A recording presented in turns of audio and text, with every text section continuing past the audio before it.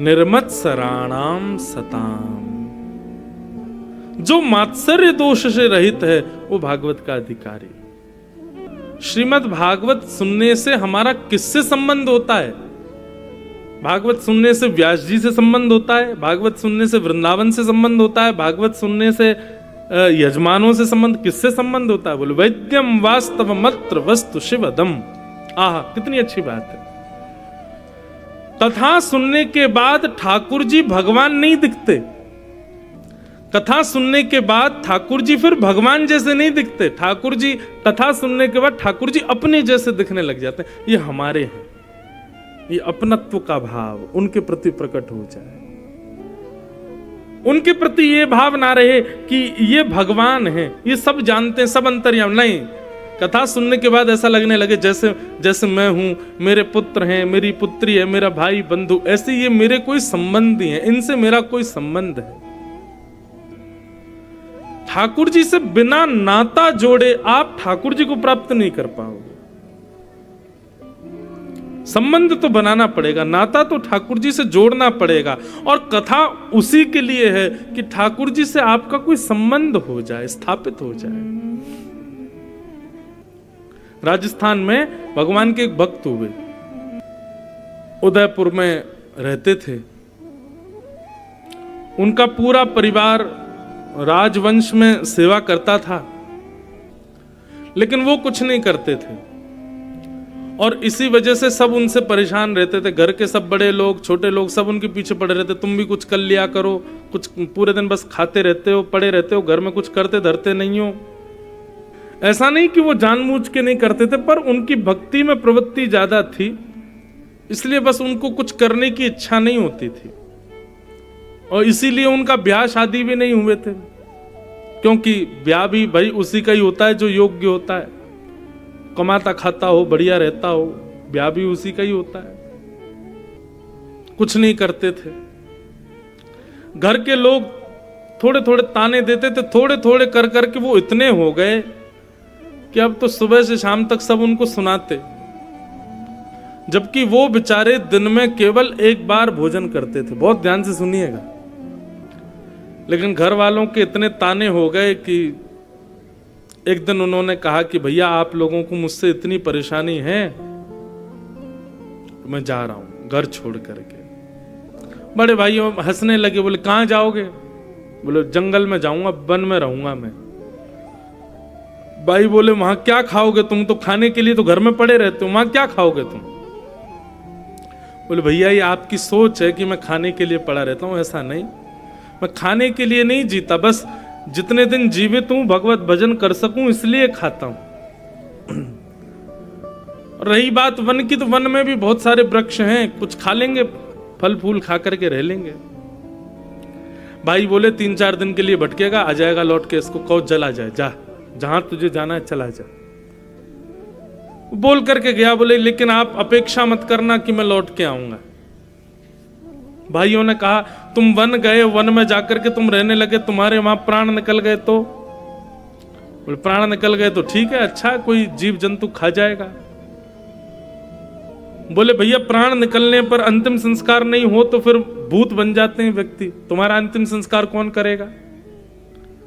तो उस व्यक्ति ने कहा तुम्हारा कौन करेगा भैया? बोले हमारे तो बच्चे हैं जो करेंगे हमारा। उसने भी कह दिया, बोले मैं राघव जी के लिए पूरा जीवन अर्पित कर चुका हूं, तो मेरा अंतिम संस्कार की चिंता भी श्री राम जी करेंगे, व्यवस्था कर देंगे, कोई आप चिंता मत करो, आप प्रसन्न रहो अपने घर में। और ऐसा कहकर के वो भक्त चला गया।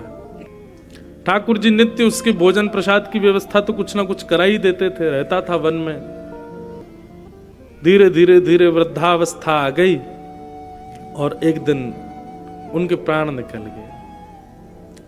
अकेले विहंगम वन में, कोई दूर दूर तक कुछ नहीं है, ना नातेदार रिश्तेदार, किसी को पता नहीं, प्राण निकल गए उनके।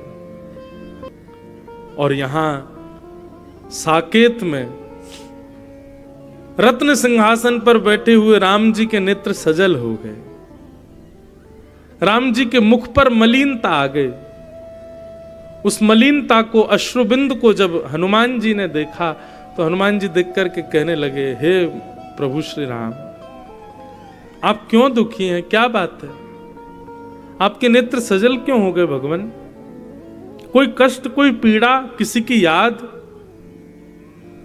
तब राम जी बोले कि हनुमान जी, मेरा एक भक्त है, उसने संपूर्ण जीवन मेरा भजन किया, मेरा स्मरण किया, अपने घर तक का त्याग कर दिया। और पता, जब उसने घर त्यागा तो उसके भाइयों ने कहा तुम्हारे प्राण निकल जाएंगे, तुम्हारा संस्कार कौन करेगा? तो उसने बड़े विश्वास के साथ कहा कि रघुनाथ जी व्यवस्था करेंगे। हम मन बना रहे हैं कि हम उसका संस्कार करने के लिए जाएं। उसका अंतिम संस्कार 2-3 दिन हो गए, उसका शव पड़ा है वन में, हम उसका संस्कार करना चाहते हैं। हनुमान जी ने चरण पकड़ लिए, बोले हे रघुनाथ जी, आपने भक्तराज जटायु का संस्कार किया था और उनको वो सब सुख आपने प्रदान किया जो एक पुत्र अपने पिता का संस्कार करके करता है। दशरथ जी को भी वो सुख नहीं मिला जो अंतिम समय में जटायु को आपने प्रदान किया भगवान। पर आज मेरे मन में भाव आ रहा है कि आप साकेत में बैठे बैठे जिस भक्त के अंतिम प्राण के लिए आप रुदन कर रहे हैं, आप इतने भावुक हो रहे हैं, उस भक्त के अंतिम संस्कार का यदि दायित्व हमको मिल जाए तो बड़ी कृपा होगी। हे नाथ, आप यहीं विराजे रहो साकेत में, हम पर आज्ञा करो, हम जाएं, हम उस भक्त का संस्कार करें। राम जी बोले ठीक है, आप जाओ। हनुमान जी महाराज बड़े प्रसन्न हो गए, सेना लेकर के महाराज निकल पड़े। 7 समुद्रों का जल इकट्ठा किया, विश्व भर की समस्त नदियों का जल इकट्ठा किया हनुमान जी ने, और पूरी वानर सेना के साथ हनुमान जी महाराज वन में प्रकट हो गए। और वन में जाकर के उनके शव को समुद्र के जल से स्नान कराया, नदियों के जल से स्नान कराया, सुंदर उर्धपुंड उनके माथे पर लगाया, सुंदर 12 तिलक उनके अंग प्रत्यंगों पर लगाए, बढ़िया सुंदर लकड़ियों की, चंदन की लकड़ियों की महाराज सुंदर चिता बनाई, उस पर उनके शव को पधरा करके उनके बढ़िया सुंदर जो जो क्रम होने चाहिए, नियम होने चाहिए, सब हनुमान जी ने पालन किए। और 2 अश्रु बहा करके एक भक्त राज के पावन दिव्य देह को श्री हनुमंत लाल जी ने अग्नि संस्कार किया। ज्यादा पुरानी बात नहीं है बंधु, 400, 450, 500 वर्ष पुरानी घटना है ये। हनुमान जी ने उनके शव का अंतिम संस्कार किया। उसका प्रभाव ये कि उस संस्कार से, उनके चिता से निकलने वाली धुंध से, उनकी चिता से निकलने वाली अग्नि और सुगंधी से उस क्षेत्र में जितने भी प्रेतात्माएं थी, भूत प्रेत आदि जो भी भटक रहे थे, सब मुक्त हो गए, सबको भगवत धाम की प्राप्ति हो गई। हमने ठाकुर जी के लिए त्यागा क्या आज तक? कुछ भी नहीं। कुछ तो त्याग करके देखो ठाकुर जी के लिए। त्यागने का मतलब हमारा ये नहीं कि कुछ बहुमूल्य वस्तु का त्याग करो, एक किसी विशिष्टता को जिसके बगैर आप रह नहीं पाते, ऐसी कोई आदत है, ऐसा कोई लक्षण है, ऐसा कोई स्वभाव है, उसका त्याग करो ठाकुर जी के लिए। ठाकुर जी प्रसन्न हो जाते। मेरे लिए किया इसने ऐसा। श्री कुम्मन दास जी का चरित्र आता है। अष्ट सखाओं के एक स्वरूप हुए श्री कुम्मन दास जी महाराज। बहुत ध्यान से सुनिएगा। कुम्मन दास जी की गोद में बैठ करके ठाकुर जी लीला करते थे। नन्हे से गोपाल जी गोद में बैठ जाते और कुम्मन दास जी कैसे ठोड़ी पकड़ते रहते, उनकी दाढ़ी से खेलते ठाकुर जी। कुम्मन दास जी इतने दीन थे, इतने गरीब थे कि उनके घर में तिलक स्वरूप लगाने के लिए भी शीशा नहीं था। वो कठौते में जल भर के उसमें अपना परछाई देख करके तिलक लगाते थे। एक दिन अपने घर के बालक से मांगने लगे कि आरसी लेके आओ, तिलक लगाना है।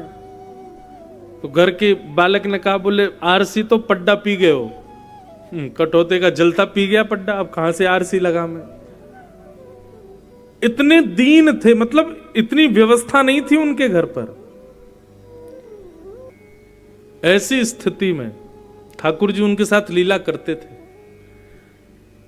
लेकिन वो कभी ठाकुर जी से प्रार्थना नहीं करते ठाकुर जी मेरा खूब वैभव बन जाए, खूब वैभव बढ़ जाए। कुम्मन दास जी अपने खेत में, आज भी कुम्मन दास जी के खेत हैं हमारे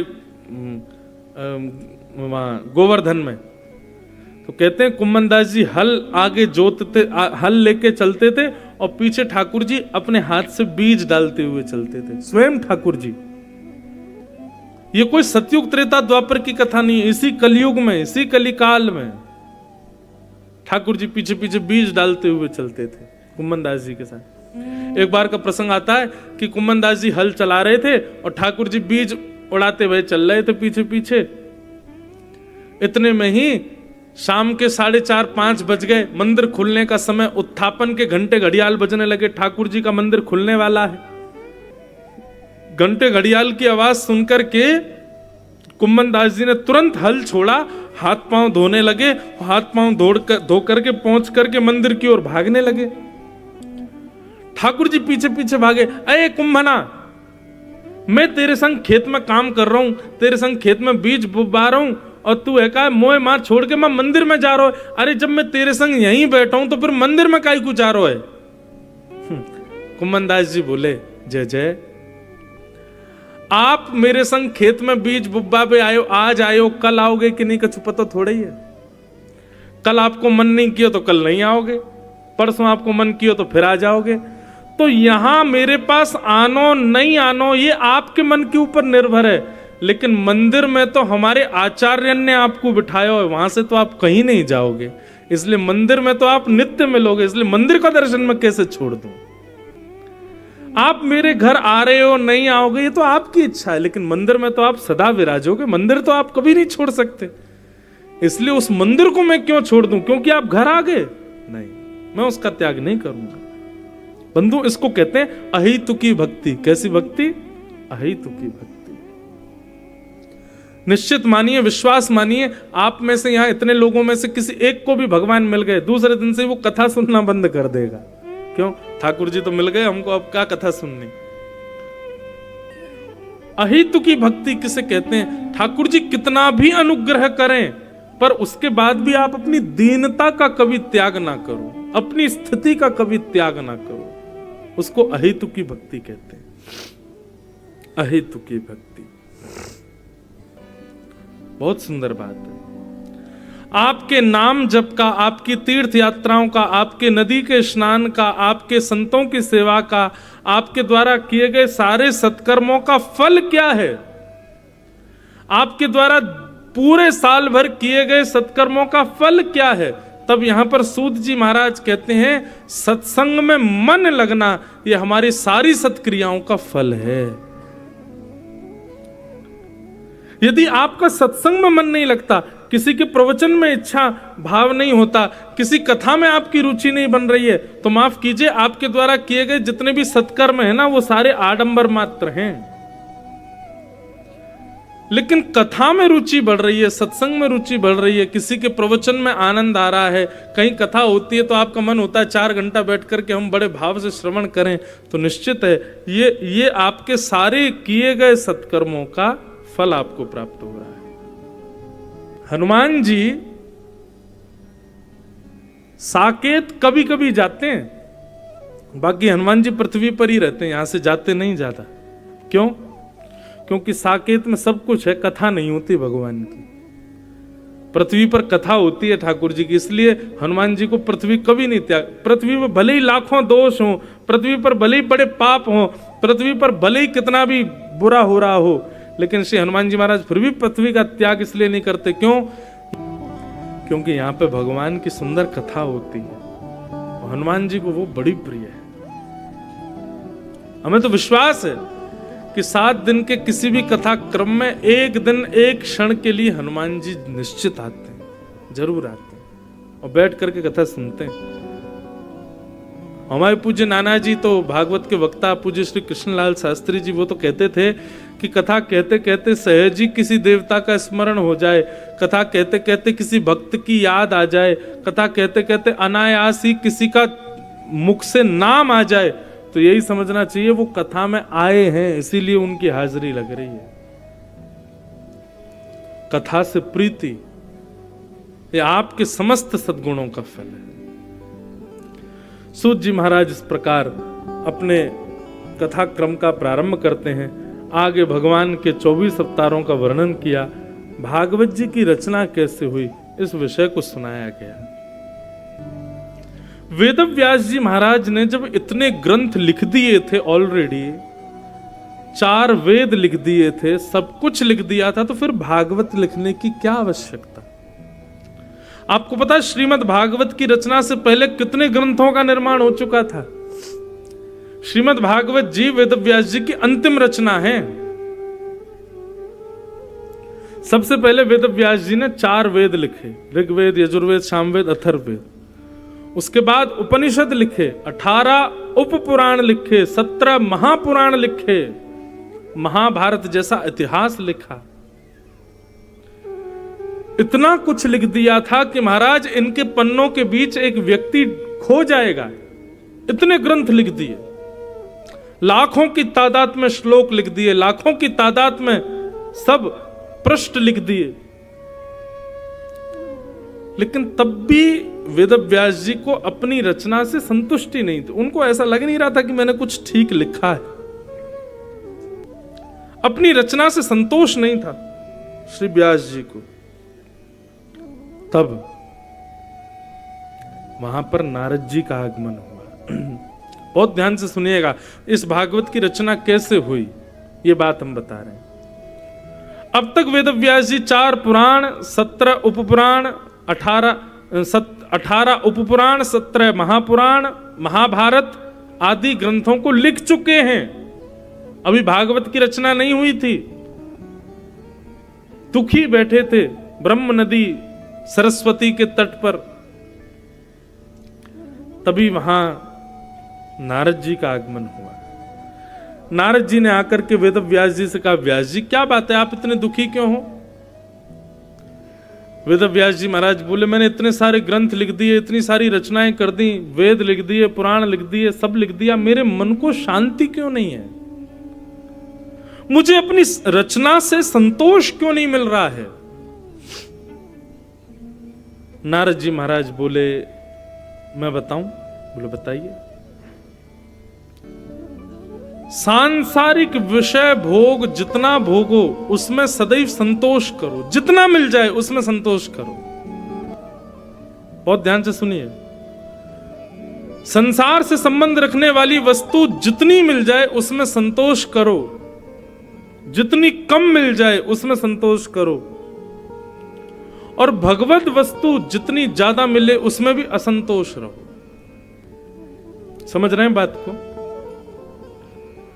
सांसारिक संबंध रखने वाली वस्तु जितनी कम मिले उतनी कम में भी बहुत मानो, और ठाकुर जी से संबंध रखने वाली वस्तु जितनी ज्यादा मिल जाए उसको उतना कम मानो कि नहीं अभी तो कम है, इसमें असंतोष ही बनी रहनी चाहिए। कई लोग कहते हैं महाराज जी हम खूब कथा सुनते हैं, खूब सेवा करते हैं ठाकुर जी की, पर मन को संतोष नहीं होता। बहुत अच्छी बात है कि आपको संतोष नहीं हो रहा है। कथा सुनने से यदि संतोष हो गया तो कथा सुनोगे ही नहीं, फिर सेवा से संतोष हो गया तो सेवा करोगे नहीं, वृंदावन जाने से मन भर गया तो वृंदावन जाओगे नहीं। ये अपूर्णता सदैव बनी रहनी चाहिए भक्ति में। संसार में जितना हो सके उतना पूर्णता का अनुभव करो, और ठाकुर जी की भक्ति में जितना हो सके अपूर्णता का अनुभव करो, ये बना रहना चाहिए।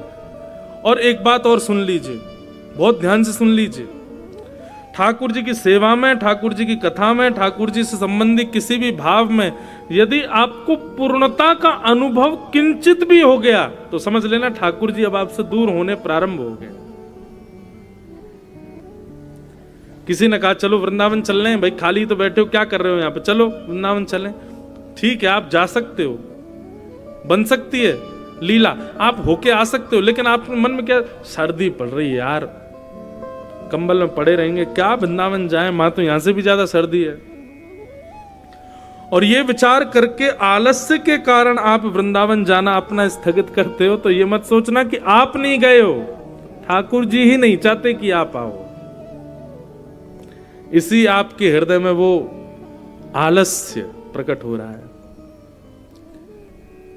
नित्य कथा सुनने आ रहे हो, एक दिन 2 दिन आ गए, तीसरे दिन अरे यार वही कथा, वही व्यास जी, वही भजन, वही कीर्तन, वही जगह, क्या क्या सुन लेंगे, बात होती रहती है गुना में कथा, कभी और सुन लेंगे। तो ये मत सोचिए कि आप नहीं गए हैं, भागवत जी नहीं चाहती कि आप आओ और सुनो। जिस दिन आपके हृदय में ठाकुर जी की भक्ति, कथा, सेवा के प्रति संतुष्टि सी हो जाए और पूर्णता सी लगने लग जाए, बस हो गया, उस दिन समझना अब ठाकुर जी दूर हो गए, ठाकुर जी कम से कम 10 कदम पीछे चले गए आपसे, और धीरे धीरे पीछे ही जाएंगे। लेकिन एक व्याकुलता बनी है, जैसे प्यासे को पानी की व्याकुलता रहती है, ऐसी आपके भीतर भी व्याकुलता है, कब मेरा काम पूरा हो, कब मैं कथा में जाऊं, कब मेरी ये पूरा हो, मैं तुरंत पहुंच जाऊं। लोग बाग मिलने के लिए आते हैं, तब आकर के बताते महाराज जी हम जा रहे थे, हमको तब पता चला यहाँ कथा हो रही है तो हम रुक गए। मैं उनसे तो सामने नहीं बोलता, पर मन में भाव आता है, आप रुके नहीं है, ठाकुर जी ने रोका है। हमारे तो घर में महाराज जी ऐसे ऐसे ब्याह था, मैंने तो बोल दिया मैं तो उसी दिन आऊंगा, मैं तो कथा सुनूंगा, मुझे तो कथा सुननी। तब मन में भाव आता है, तो ठाकुर जी चाहते हैं कि सुने। इसलिए भैया ये सूत्र समझ लीजिए, अगर आप वैष्णव हो तो संसार की किसी भी वस्तु के तनिक उपभोग को भी बहुत मानो, और ठाकुर जी की बहुत कृपा को भी तनिक मानो। ऐसे जी, अभी तो कुछ मिला ही नहीं, अभी तो कुछ हुआ ही नहीं है, अभी तो बहुत कुछ प्राप्त करना है। संतोष हृदय में नहीं होना चाहिए भक्ति के प्रति। श्री नारद जी महाराज कहते हैं, एक प्रसंग याद आया मुझे, कथाओं में कहा करता हूं कभी कभी, कि जब भगवान नृसिंह प्रकट हुए खंभ भेदन करके, हिरण्यकश्यप का वध कर दिया भगवान ने। उसके बाद भागवत में वर्णन आता है कि इतना बड़ा स्तुति प्रकरण है नृसिंह अवतार में, शायद ही कोई देव बचा होगा जिसने भगवान की स्तुति नहीं गाई। स्तुति मतलब भगवान को प्रसन्न ना किया हो। तो वहां प्रश्न करते हैं शुकाचार्य जी से, परीक्षित जी इतनी स्तुति क्यों गाई जा रही है? बोले क्योंकि ठाकुर जी भयंकर क्रोध में है, ठाकुर जी को गुस्सा आ रहा है बहुत ज्यादा, और ठाकुर जी के क्रोध के कारण थोड़ी थोड़ी धरती हिल रही है, आकाश में बादल गरज रहे हैं, समुद्र में सुनामी आ रही है, सबको यह भय लग रहा है कि कहीं प्रलय ना आ जाए। अभी तो सतयुग चल रहा है, त्रेता द्वापर कलयुग अभी आने बाकी है, लगता है सतयुग में ही प्रलय हो जाएगी। इसलिए सब आकर के स्तुति भगवान को शांत करने का प्रयास कर रहे हैं। जब सबने स्तुति गाली तब भी ठाकुर जी का क्रोध शांत नहीं हुआ। तब सबसे अंत में लक्ष्मी जी आती हैं, भगवान की पत्नी। पति किसी से ना रीझे, पत्नी रिझा लेगी उसको। लक्ष्मी जी ने आकर के कहा तुम लोग सब पीछे हटो, मैं अभी स्तुति गाती हूं, ठाकुर जी तुरंत रीझ जाएंगे। लक्ष्मी जी ने जाकर के भगवान की जब स्तुति गानी प्रारंभ की तो ठाकुर जी और जोर से चिल्लाने लगे। लक्ष्मी जी भी भाग गई वहां से, और बल्कि ये तक और कह गई, बोले ये मेरा पति है ही नहीं, तुमने किसी शेर को बैठा दिया है, और मेरे पति तो बड़े कोमल हैं, वो सुकोमल हैं, उनका हृदय कितना कोमल तुम क्या जानो, ये शेर के रूप में कौन बैठा भीतर, ये नारायण नहीं है। लक्ष्मी जी ने तो नारायण से स्वीकार करने तक को मना कर दिया कि नारायण है ही नहीं है। तब ब्रह्मा जी प्रहलाद जी के पास जाते हैं, बोले प्रहलाद ठाकुर जी का क्रोध शांत नहीं हो रहा है, और ये हमारे चाहने से होगा भी नहीं, क्योंकि ठाकुर जी तुम्हारे लिए आए हैं, तुम जाओ ठाकुर जी की सेवा, ठाकुर जी के लिए कुछ कहो। तब प्रहलाद जी ने भगवान की स्तुति गाई। वैसे तो प्रहलाद चरित्र भी कल परसों तरसों आएगा, लेकिन अब अपूर्णता, भक्ति में स्वयं को सदैव अपूर्ण मानना, ये विषय चला तो मुझे प्रहलाद जी का स्मरण हो गया। प्रहलाद जी भगवान से कहते हैं आप इतने क्रोधित मत होइए, बड़े बड़े देवता अपनी लच्छेदार वाणी में आपकी स्तुति गा रहे थे, वे आपके क्रोध को शांत नहीं कर पाए, तो मेरी क्या पहुंच कि मैं अपनी तोतली वाणी से आपको शांत करूं? बहुत ध्यान से सुनिए सब लोग, बहुत सुंदर बात है। प्रहलाद जी की आयु कितनी है? 4.5 वर्ष के हैं। अभी 4.5 वर्ष का कोई बालक यहाँ पे हो ना, उससे बुलवाना जरा, वो भी तुतला के ही बोलेगा, स्पष्ट नहीं बोल पाएगा। 4.5 वर्ष के प्रहलाद जी महाराज भगवान से कहते हैं कि भगवान, इतने सारे देवताओं ने लच्छेदार वाणी में, संस्कृत में अपनी सुंदर भाव, अपने सुंदर संस्कृति से आपकी सुंदर स्तुति गाई, आप उनकी स्तुति से शांत नहीं हुए, तो मुझसे तो अभी प्रहलाद भी स्पष्ट बोलना नहीं आता, मैं तो तुतलाता हूं, छोटा बालक हूं, मैं आपको कैसे प्रसन्न कर सकता हूं नाथ? पर मुझे आपके ऊपर विश्वास क्यों है पता है? गजयूथ पारी, बोले मैं तो फिर भी बोलना जानता हूं, पर वो गजेंद्र, वो हाथी, वो तो बोलना भी नहीं जानता था, आपने तो उस पर भी अनुग्रह किया। यदि मैं ये सोच करके पीछे हट जाऊं कि देवताओं की जैसे लच्छेदार वाणी मेरे पास नहीं है, मैं तो तुतला करके बोलता हूं, मैं तो अभी छोटा बालक हूं, तो ये मेरे लिए बहुत बड़े दुर्भाग्य की बात होगी, क्योंकि आप तो उस पर भी कृपा करते हो जो बोलना भी नहीं जानता, जो एक सामान्य जानवर है, उस गजेंद्र पर भी आप कृपा करते हो। नाथ शांत हो जाइए ना। ओहो, ये बात सुनते ही नृसिंह भगवान के तो सब गुस्सा उससे सब ठंडा हो गया और तुरंत दौड़ करके गए, प्रहलाद को हृदय से लगा लिया, अपनी जीभ से चाटने लगे, वरदहस्त प्रहलाद जी के सिर पर घुमाने लगे, बार बार अपने अंक में भरने लगे। नन्हे से प्रहलाद जी को ठाकुर जी ने अपने हृदय से लगा लिया। ठाकुर जी का क्रोध शांत हो गया, पृथ्वी जो थोड़ी थोड़ी हिल रही थी वो शांत हो गई, समुद्र के उफान शांत हो गए, आकाश में बादल गरज रहे थे सब शांत हो गए, देवता सब प्रसन्न हो गए, जय हो जय हो जय हो, इतना सब कुछ हो गया। तब प्रहलाद जी क्या कहते हैं? भगवान, आपको हाथ देखना आता है? नृसिंह भगवान बोले, ये रेखा हम ही बनाते हैं तो हमको देखना नहीं आता होगा? अच्छा भगवान, जरा आप मेरे हाथ की रेखा देख लो। ठाकुर जी के हाथ में अपना हाथ रख के बोले, जरा मेरी हाथ की रेखा देखना भगवान। 4.5 वर्ष के प्रहलाद जी अपने हाथ की रेखा दिखा रहे हैं, छोटी छोटी रेखा बनी हुई है उनके हाथ में। भगवान बोले, क्या देखना है? तुम्हारा कितने दिन राज्य चलेगा, तुम्हारी कितनी संपत्ति होगी, तुम्हारे ब्याह कितने होंगे, तुम्हारे बच्चे कितने होंगे, ये सब देखना है? क्या देखना है प्रहलाद, तो बताओ। बोले, हे भगवान, मेरे अंदर आपके प्रति अहेतुकी भक्ति कब प्रकट होगी, कृपा कर ये बता दीजिए। मैं आपका निष्काम भक्त कब बनूंगा, मुझे कृपा कर ये बता दीजिए। भगवान बोले, प्रहलाद, जगत नियंता जगदाधार त्रिलोकी नाथ, जो दुनिया भर के 1000 वर्ष की तपस्या पर भी मैं प्रकट नहीं होता, 4.5 वर्ष की आयु में तुमने मुझे प्रकट कर दिया, तुमको लगता है तुम अभी भी भक्त नहीं हो? 33 करोड़ देवता, जिनके मंदिरों में हजारों लाखों की तादाद में लोग लाइन लगा करके दर्शन करते हैं, ऐसे देवता मेरे सामने गिड़गिड़ा रहे हैं, उनकी स्तुति पर मैं प्रसन्न नहीं हुआ, तुम्हारी स्तुति से प्रसन्न हो गया, तुमको अब भी लगता है कि तुम्हारी भक्ति श्रेष्ठ नहीं है?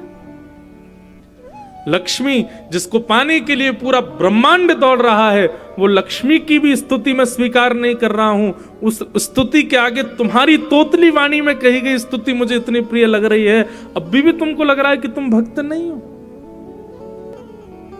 तुम्हारे लिए मैं खंभ से प्रकट हो गया, एक अद्भुत अवतार नृसिंह लेकर के मैं प्रकट हो गया, तुमको अभी भी लगता है कि तुम भक्त नहीं हो? इसे कहते हैं भक्ति।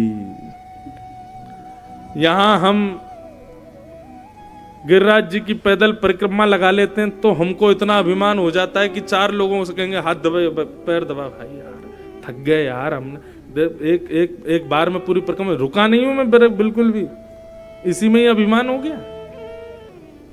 महाकाल भगवान की सुबह 3 बजे उठ करके भस्म आरती करके आए आगे बैठ करके, और भस्म आरती करने के बाद महाराज बाहर निकल करके आए, 2 बजे उठ गए थे रात को, 2 बजे उठ करके स्नान किया, स्नान करके महाकाल की हम मंगला आरती करने गए, देखा महाकाल भगवान ने सबसे आगे बैठा करके हमको दर्शन दिया, अभिमान आ गया, इतने में ही अभिमान आ गया।